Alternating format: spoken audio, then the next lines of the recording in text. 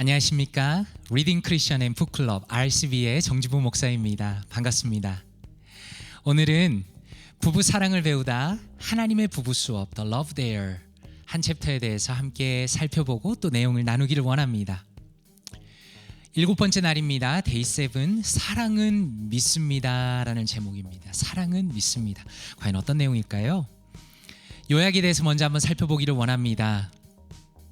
저자는 이렇게 설명합니다. 우리의 마음을 묘사하면서 그 내용을 열어가고 있습니다. 우리의 마음속 깊숙하고 은밀한 복도에는 방이 두 개가 있습니다. 하나는 인정의 방, appreciation room이며 또 하나는 멸시의 방, depreciation room이다 이렇게 설명합니다. 두 개의 방이 있다는 것이죠. 인정의 방, 멸시의 방입니다.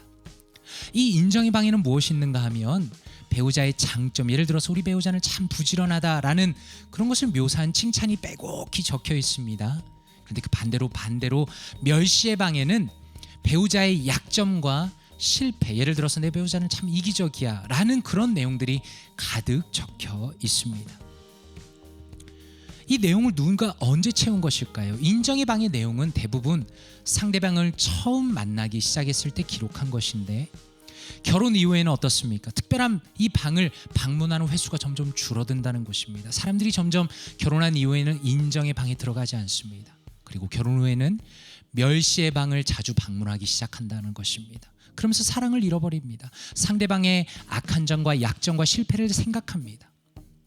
멸시의 방에서 시간을 보내게 되면 어떻게 됩니까? 결혼 생활은 죽음에 이르게 된다 이렇게 말합니다.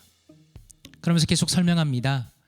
멸시의 방이 그 내용이 사실이긴 하지만 그러나 인정의 방에 적힌 내용도 사실이다라는 것입니다. 사람은 누구나 실수를 저지르죠. 그러면서 성장이 필요합니다. 그럼에도 불구하고 우리는 어떻습니까? 상대방의 실패는 확대 해석한다는 것입니다. 점점 크게 봅니다. 그 의미를 더 부여해서 더 크게 봅니다. 사랑이라는 것은 어떤 것입니까? 멸시의 방을 부정하지는 않지만 그 방에 눌러 살지 않기로 작정하는 것이다 이렇게 설명합니다. 그리고 사랑은 무엇입니까? 상대방의 최선을 믿는 것이고 사랑은 무슨 일이든지 상대방에게 유리하도록 생각한다는 것입니다. 사랑은 될 수 있으면 긍정적인 면에 초점을 맞추는 것입니다.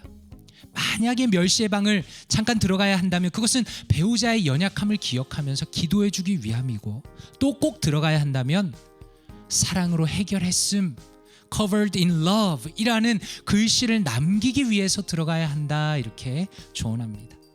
그러면서 배우자가 얼마나 가치 있는 존재인가를 설명합니다. 당신의 배우자는 살아 숨쉬는 끝이 없는 책입니다. 그 책에는 당신이 미처 발견하지 못한 꿈과 희망이 담겨 있습니다. 숨겨진 보물과 같은 재능과 능력이 들어 있습니다 이렇게 설명합니다. 그런데 놀라운 것은 그것을 탐색하는 일은 당신의 결정에 달려 있습니다 이렇게 말합니다. 배우자에게 그만큼 책임과 특권이 있다는 것이죠. 상대방에 대한 부정적인 사고를 억제하십시오. 또 장점에 초점을 맞추는 습관을 개발하십시오. 이것이 바로 배우자를 사랑하는 핵심입니다 이렇게 설명합니다. 너무 중요한 내용이죠. 인정의 방과 멸시의 방이 모든 사람에게 있는데 건강한 부부 생활은, 아름다운 사랑은 멸시의 방이 아니라 인정의 방에 자주 들어가는 것이 바로 진정한 사랑이다라고 저자는 설명하고 있습니다. 그렇다면 책 안의 한마디를 통해서 그 부분을 조금 더 살펴보기를 원합니다. 멸시의 방에서 시간을 보내면 결혼 생활은 죽음에 이르게 됩니다. 그만큼 끔찍한 일이라는 것이죠. 사람들은 이 방에서 이혼을 구상합니다. 극단적인 계획을 세웁니다. 이곳에서 보내는 시간이 길어질수록 배우자를 더 하찮은 존재로 여기게 됩니다. 이렇게 설명합니다. 진짜 문제가 무엇인지 차분하게 생각해 보십시오. 사랑이라는 것은 멸시의 방 따위는 없다고 부정하는 것이 아니고요. 사랑은 그 멸시의 방에 눌러 살지 않기로 작정하는 것입니다 이렇게 설명합니다. 너무 중요한 내용이죠. 그렇다면 어디로 들어가라는 것입니까? 인정의 방으로 자주 들어가라는 것입니다. 내 배우자를 인정하는 방, 내 배우자의 칭찬과 내 배우자에 대한 장점과 아름다운 부분이 적혀있는 바로 그곳에 들어가라는 것이죠. 그렇다면 이 부분에 대해서 말씀으로 한번 함께 바라보기를 원합니다. 저자가 많은 성경 구절을 인용하지만 빌립보서 4장 8절 말씀을 인용하기 원합니다. 원래 개역개정 성경을 자주 인용하는데요, 오늘은 현대어 성경을 함께 보기를 원합니다. 이 부분이 조금 더 마음에 와닿게 번역했습니다.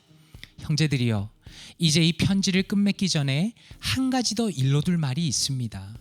여러분의 생각을 참된 것과 선한 것과 옳은 일에 단단히 메어두십시오. 순수하고 사랑스러운 것을 생각하고 남의 아름답고 좋은 점을 보도록 하십시오. 하나님께 찬양과 기쁨을 드리는 일만을 생각하십시오. 이렇게 말씀합니다.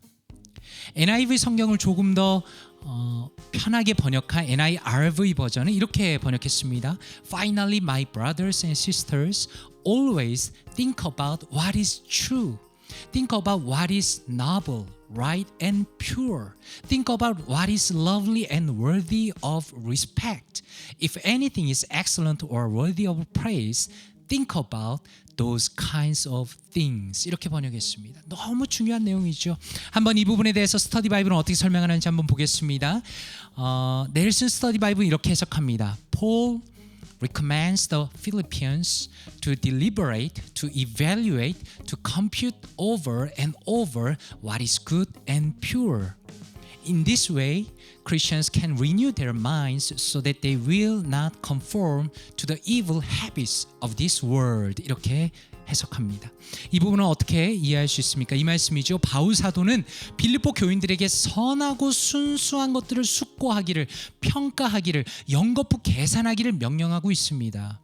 이러한 방법을 통해서 크리스천이 이 세상의 악한 습관에 순응하지 않도록 자신의 마음을 새롭게 할 수 있습니다. 이렇게 설명합니다. 너무 중요한 얘기죠. 바울 사도는 성도들에게 권면하기를 어떻게 권면합니까? 선한 것을 생각하십시오. 그것을 연거푸 묵상하십시오. 여러분의 마음에 뿌리 박도록 하십시오 라고 계속적으로 말씀하고 있는 것이죠. 이것은 단순히 배우자와의 관계뿐만 아니라 우리가 공동체 안에서도 마찬가지입니다. 상대방을 생각할 때 멸시의 방에 들어가서 그 상대방이 악하고 부족하고 실패한 것들을 묵상하는 것이 아니라 그 사람이 어떤 장점을 가지고 있는가를 끊임없이 선하고 좋은 것들을 생각함으로써 이 세상의 악한 습관에 순응하지 않도록 우리의 마음을 새롭게 할 수 있다라고 바울 사도는 우리에게 권면하고 있다는 것입니다. 그렇다면 이것을 RCB의 관점으로 한번 살펴보도록 하겠습니다. 저는 사실 이 책이 굉장히 저에게 좋은 유익을 주었는데 특별히 이 챕터가 너무 마음에 와닿습니다. 감동적이었습니다. 눈에 보이지 않는 두 가지의 인간의 마음을 마치 두 눈에 보이는 것처럼 방 두 개로 묘사한 것은 너무 탁월하죠. 가장 중요한 점은 이것입니다. 우리는 왜라고 질문해야 되는데 인정의 방 그리고 멸시의 방 모두가 사실이라면 왜 우리는 멸시의 방에만 매달려 살아가는 것일까요? 그것은 인간의 타락한 본성 때문입니다. 타락한 본성은 어떻습니까? 부정적인 것을 더 크게 봅니다. 그리고 그것이 마치 우리 인생을 지배해야만 하는 것으로 받아들이는 것이 우리 죄악된 본성의 기본적인 세팅입니다. 그러나 하나님께서는 우리를 장점을 볼 수 있는 사람으로 부르셨습니다. 하나님께서 예수님을 통해서 그리고 그분의 의를 통해서 우리를 보십니다. 우리를 보실 때 우리의 연약하고 실패한 것만 보시는 게 아니라 사실은 예수 그리스도를 통해서 그분의 의를 통해서 우리를 하나님의 자녀로 봐주십니다. 마치 그런 것처럼 우리도 사랑을 통해서 사랑의 렌즈를 통해서 배우자의 장점을 더 크게 보고 그 사람에게 끊임없이 기대감을 불어넣어 주어야 한다는 것입니다. 정말 놀라운 것은 하나님께서 우리 배우자를 어떻게 부르셨는가가 너무 아름답습니다. 배우자의 꿈과 희망과 재능과 능력을 발견하는 것은 상대방 배우자의 몫입니다. 대단하죠. 마치 금광을 캐는 것과 같습니다. 부부는 서로를 가장 잘 알기 때문에 누구보다 가장 잘 격려하고 도와줄 수 있다. 그리고 이것을 평생의 핵심 습관으로 만들어야겠다. 그렇게 저는 결심했습니다. 또 이것이 RCB의 관점입니다. 이것은 비단 부부관계뿐만 아니라 우리 공동체 안에서도 너무나 적용되는 얘기죠. 하나님께서 우리를 한 몸으로 부르셨습니다. 한 가족으로 부르셨습니다. 상대방이 가지고 있는 아름다운 모든 것들을 발굴하고 꿈과 희망과 재능과 능력을 발견하며 그것을 격려하고 서포트할 수 있는 것은 바로 우리 자신에게 맡겨주신 하나님의 아름다운 비전이라는 것을 오늘 내용을 통해서 알 수가 있는 것이죠. 그렇다면 내 삶에 어떻게 적용할 수 있을까요? 저자는 이렇게 두 가지로 적용합니다. 종이 두 장에 한 장에는 배우자의 장점을 적고 한 장에는 배우자의 단점을 적으십시오. 이렇게 말합니다. 그런데 한 주 동안 아무 때라도 배우자의 장점이 적힌 종이만 꺼내서 거기에 적힌 장점에 대해서 상대방에게 감사하는 시간을 가지라 이렇게 말합니다. 우리가 인정의 방으로 들어가는 것이죠. 사랑하는 아내, 사랑하는 남편을 인정하는 것을 마음속에 묵상하고 적용하고 사람을 위해서 기도해 줄 수 있는 바로 그런 우리가 되기를, 또한 우리 공동체 안에서 우리가 서로가 서로를 향해서 인정의 방 안에서 서로의 장점과 아름다운 것들을 발견하여서 더 아름다운 가족, 더 아름다운 공동체를 이뤄가시는 사랑하는 모든 성도님들 되시기를 진심으로 바랍니다. 이 시간에 한번 기도하겠습니다. 아버지 하나님 감사합니다. 우리를 부부로 부르시고 또 믿음의 공동체 안으로 부르셔서 서로가 서로를 사랑하며 아름다운 관계를 이뤄나갈 수 있는 이 놀라운 비전을 우리에게 허락하시니 감사합니다. 우리 남편과 아내에게 그리고 믿음의 공동체 각자에게 하나님께서 주신 아름다운 것들이 많이 들어가 있습니다. 하나님, 우리가 멸시의 방에서 나오길 원합니다. 인정의 방으로 들어가서 상대방을 인정하고 존중하며 그 사람이 가진 수많은 장점들을 발견하며 북돋아주며 격려해주며 아름다운 가정과 아름다운 믿음의 공동체 이뤄갈 수 있도록 은혜를 더하여 주시옵소서. 성령 하나님, 우리의 마음에 역사하여 주시옵소서. 감사드리며 예수 그리스도 이름으로 기도드리옵나이다. 아멘.